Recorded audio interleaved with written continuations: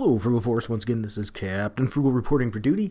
And before I jump into this review, I just want to remind everybody, please be sure to hit like and subscribe and share this channel if you want others to check it out too. And if you want to help support me fully, there's also a Patreon where you can support Little Frugal, myself, and American Dream, and doing these videos for as little as $1 a month. We do plan on adding some more tiers soon. There's only 2 tiers right now. You can get exclusive patron videos that only the patrons get to right now, but we do plan on doing something else. I'm working on it right now. I have a couple ideas, so for higher tiers there'll be more. Alright, so anyway, this, if you notice, is not exactly a traditional review, if you will, but I want to talk a little bit about Iron Man 597 and a little bit about the issue as well as what led up to it. Ultimately, the issue made some progress in the story of Iron Man, but, you know, once again, when I want an Iron Man book, I'm looking at for Tony Stark, and this one, we get more attention on Doom again, and of course, Riri Williams, as we're searching for Tony Stark, which, you know, okay, it is what it is. All together, it just, I don't know, it doesn't really seem like much more than filler, okay? And this book, to say the least, in my opinion, is treading water. I mean, it needs a change. It's getting a change. I don't think it's a good change necessarily. We'll be seeing what Dan Slott will be doing. But ultimately, the issues I have with this is just the characterization and the message it gives. That's my biggest point, is the message it gives. Remember when you'd read a comic book and heroes were heroic and did good things and the villains were bad? You know, we had the Comics Code of Authority.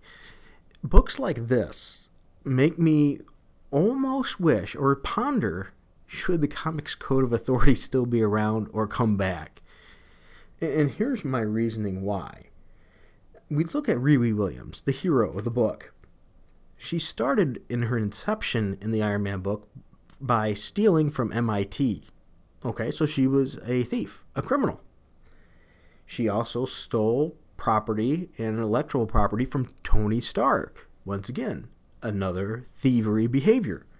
She pretty much became a dictator as well, which, once again, by all means would be villainous. But yet this character is treated as if she is a hero. In this issue, we see the repercussions of her deeds. Now, if you read other comic books in the past and things, the repercussions from these deeds would probably have been getting locked up in jail. But no, not for Riri Williams. Riri got welcomed back to MIT with open arms. So much, though, that it wasn't just welcomed back.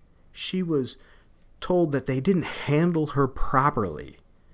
She was put into a box when they should have been making a box for her. I got newsflash for you. That's not how college works. Okay? That is, by all means, not what happens.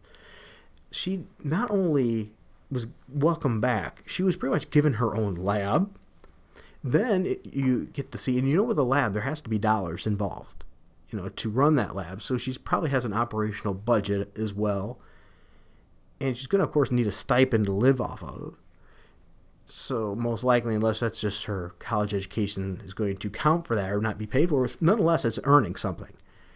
And on top of that, it looks like from the imagery and what you read there, she gets more Tony Stark intellectual property as well, which makes absolutely no legal sense whatsoever. But once again, the whole point is where is the positive message here? What happened to good versus evil, and evil has bad repercussions here? What does this teach us? This makes me go, I don't think I want to read this to my kids. Actually, I know I don't want to.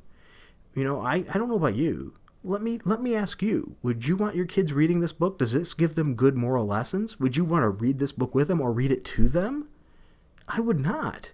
This shows that, hey, you can steal things sometimes if you have good reasons, if you think they're good, which doesn't paint a good message.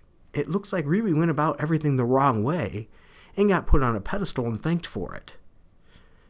I'm sorry, that's not how the world works. if any means, this character should be a villain or an anti-hero that's going to have some anti-hero repercussions. Instead, she continuously has the red carpet, it seems, rolled out for her. Well, with the exception of taking the Tony Stark property away. But yet she's still getting it back here. There's no real repercussions. So, is this how Marvel believes stuff should be treated now? I mean, look at Marvel's books. They have a history now of being in gray area constantly. The right and wrong, the divide has grown. There's so much gray, you can't barely see a hero. Is this the Marvel you want for your kids? Marvel's Iron Man, issue 597, promotes theft. Plain and simple. That's my thoughts anyway. What are your thoughts? Do you think this issue promotes theft? Do you think this whole story run promotes theft? Do you think Marvel's heading in the wrong moral direction? Or do you think I'm just some conservative crazy nutbag? Which, maybe that's the case. Let me know your thoughts. That's the main point of this video, is I want to know your thoughts. Is this heroic? Is her deeds and her reasoning making it okay? Am I a curmudgeon here? Or am I really stating on a moral pedestal that you agree with that this is just not the right direction? Oh, I sure hope Tony comes back, but you know what? Maybe I don't. Not with Dan Slott writing it. Ooh, that's bad for bad. I'm not looking forward to this. I will say I have deep fear for the direction of Superman. Superman, a wholesome, properly moralistic character, now going to be penned by the same guy that wrote all this thievery and made it okay.